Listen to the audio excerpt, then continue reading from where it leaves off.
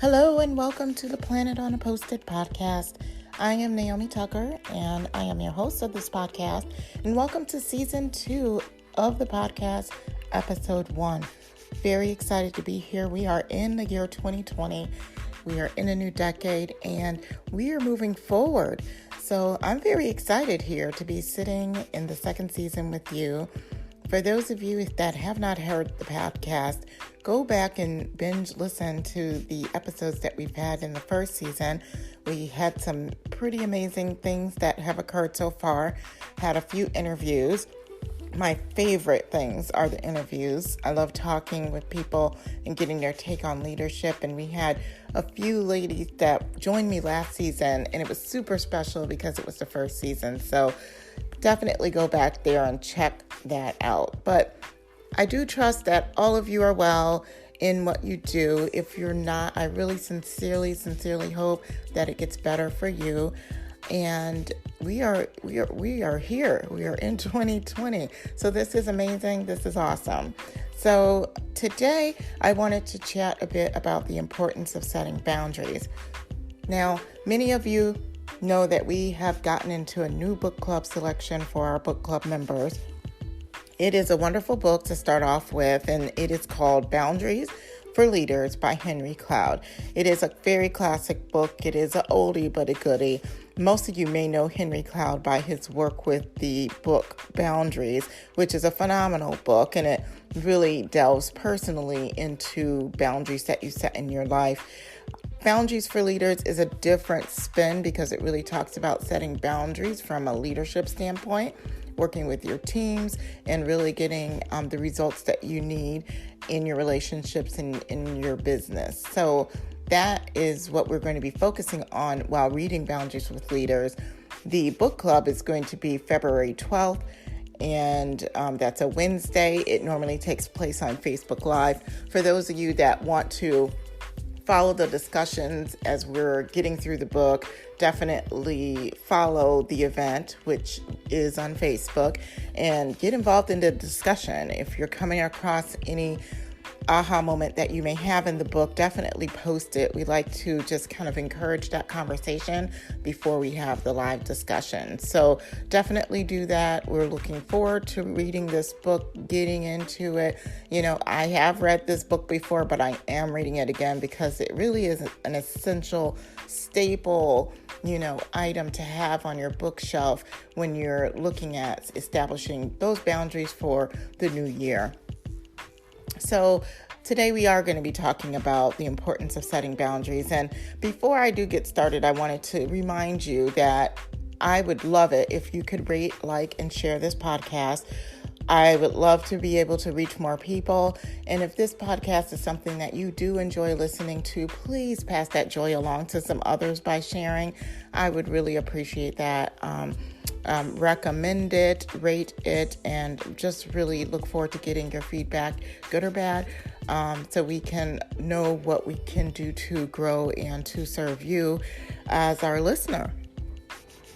So we are talking about the importance of boundaries, and the reason why I wanted to talk about this particularly today is because of a little story that I heard on YouTube. So I don't know about you, but I do enjoy going on YouTube, watching videos. I know sometimes you can kind of get lost in watching videos, but I was looking at a video by Cold Fusion, who was brand new to me, by the way. I don't know why I've been sleeping on their videos, but it was a video about making the iPhone. And Cold Fusion, I've kind of gotten to really binge watch some of their episodes that they have on YouTube, or some of their videos. They just really bring history to you from a different perspective. And I just really love the amazing work that they're doing there on that channel, and being able to kind of bring you information with a different perspective, a story maybe that you haven't heard. So the story that I was looking at was the making of the iPhone. And what I didn't know really was that there were two teams competing internally for how the iPhone worked. One, I believe, focused on the non-touch model. So those of you that may be familiar with the old iPod Nano, and you're just kind of clicking the buttons and kind of the wheel scroll.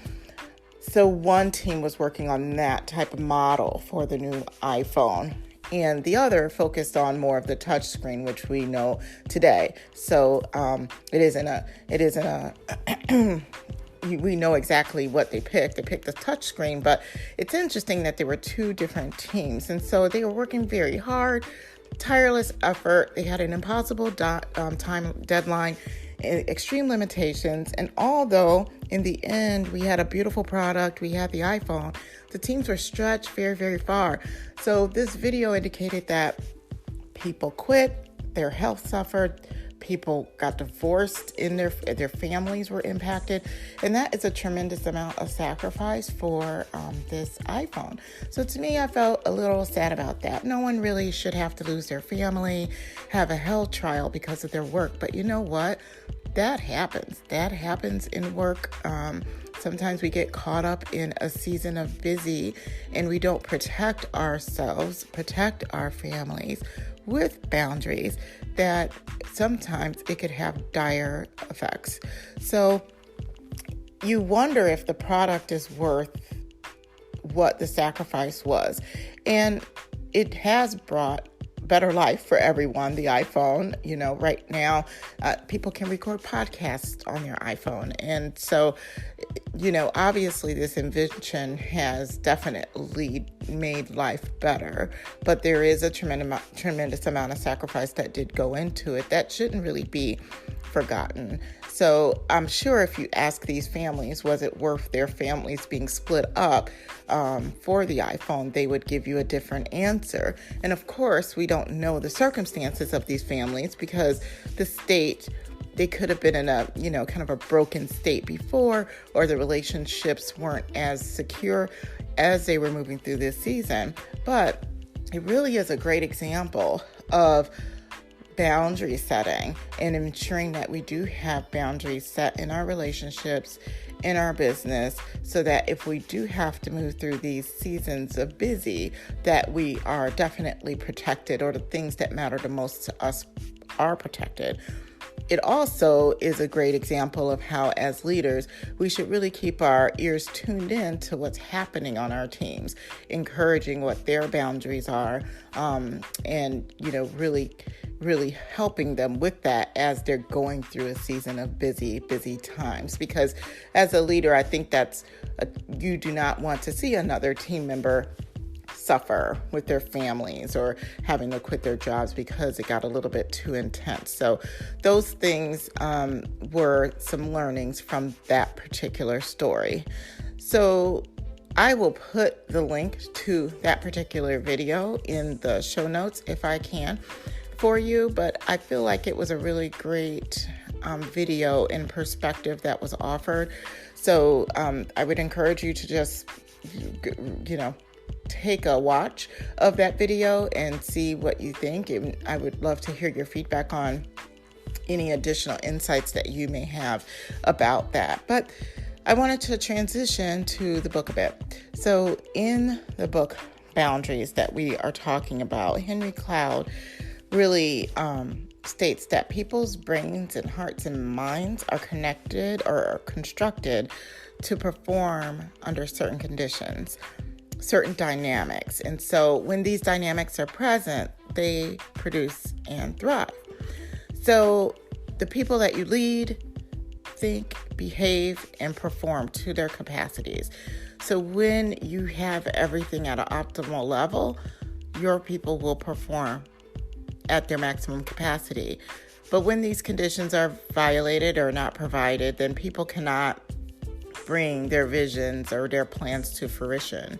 So I also think that this is also a great concept to understand, because if the conditions of your people are not met, they will not be able to bring things to the finish line for you. So really making sure, like I mentioned, that their boundaries are upheld, that you're meeting with them regularly to just make sure that you don't have to make any pivots in strategy to be able to help them accomplish the goals that you have set for them or they have set for themselves. So I find that this is really true in the teams that I lead.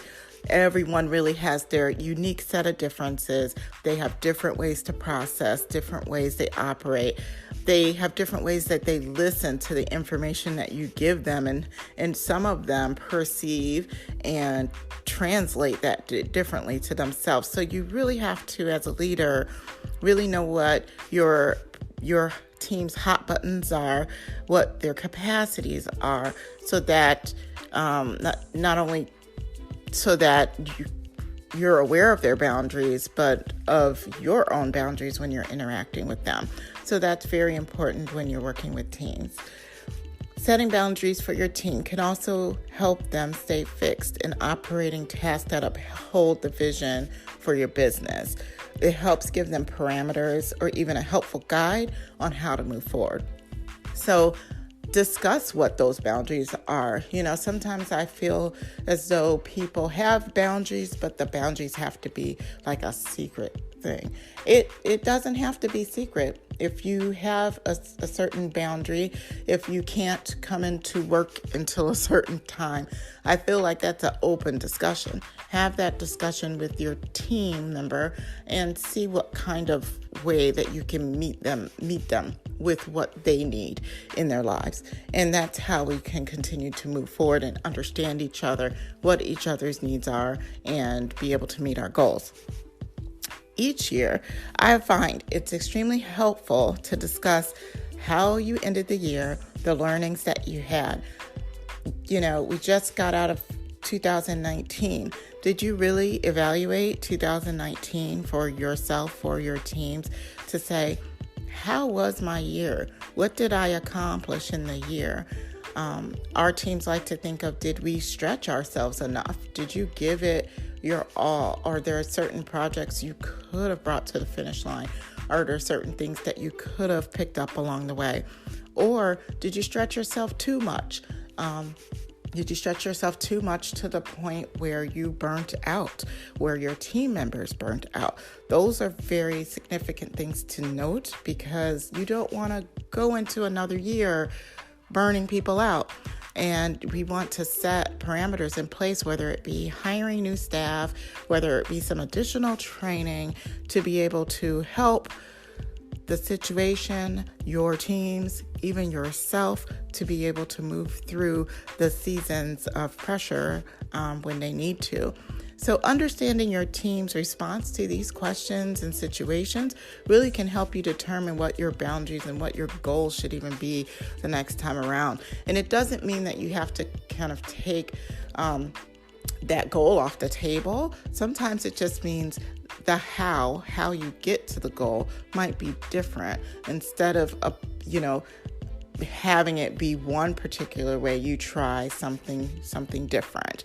So it allows you to be more creative in how you actually meet the goal that you need. So also, I just wanted to say that when you don't set boundaries for yourself as a leader, or even your team, it can be devastating. You can find yourself veering off course and not in the direction you wanted to go in the first place. Have you ever started a project that just ended up being totally different?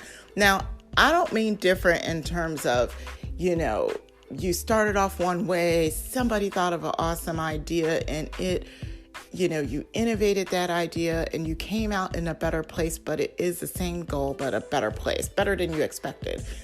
That's not what I'm talking about. I'm talking about you started off with a particular goal, you started a project, and somehow that project just ended up to be totally different, not even moving towards the goals that you wanted.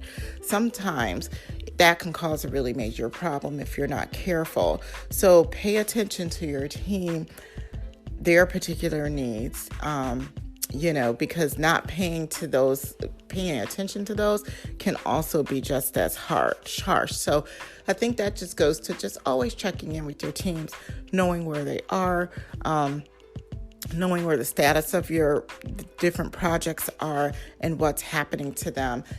Like I mentioned, if they're getting, tired, if they're getting burnt out, if there's something personal going on in the situation that they no longer can handle it. You just want to be able to quickly change course, give that person the rest that they need, and perhaps engage another team member. These are things that as a leader, you just want to make sure that you keep a pulse on. So yes, setting boundaries is definitely important. Number one, we need to understand what our boundaries are. As personally, understand what your boundaries are as a person, as your own self. Whether that be you want to make sure that you get out of the office at 5 or 6 o'clock, and not turn your laptop on again. That is a boundary.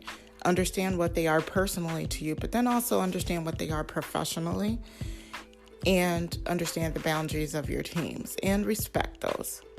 Number 2, we have to just communicate our goals and our visions effectively and empower our teams to be able to work at their best. So most of that comes with clear and effective communication, making sure that your team reiterates those goals and visions so that their perception of it is similar to yours, and being able to just let them go. Let them be able to work towards the goals that you set with some checkpoints. Number 3, we just need to keep things on track, as I mentioned, taking a pulse check to make sure that personally and professionally our teams are getting what they need to be successful in work and life. So those are some 3 takeaways in, why it's important to set your boundaries as a leader. And as we continue to move through the books, I will perhaps come on the podcast to really talk about some insights that I might have for you. For those interested in the Code Fusion video, like I mentioned, I'll make sure to link that.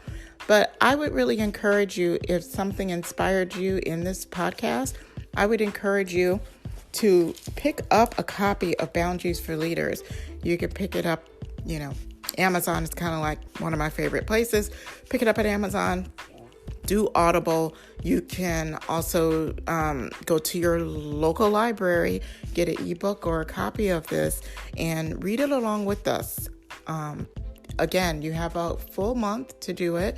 February 12th is the date that we'll connect, and it is a quick read, and if you do it on audiobook, it should go very quickly for you. So would really love some of you to help join this conversation, and so that we can help each other to be better, set our boundaries, and move through 2020 in an effective, efficient, and productive manner. So again, it's been wonderful to connect with you all. I really, really hope that you join me on February 12th. Otherwise, I will be able to connect with you on the next episode of the Planet on a Post-it podcast. And until next time, I just encourage you to have joy in today.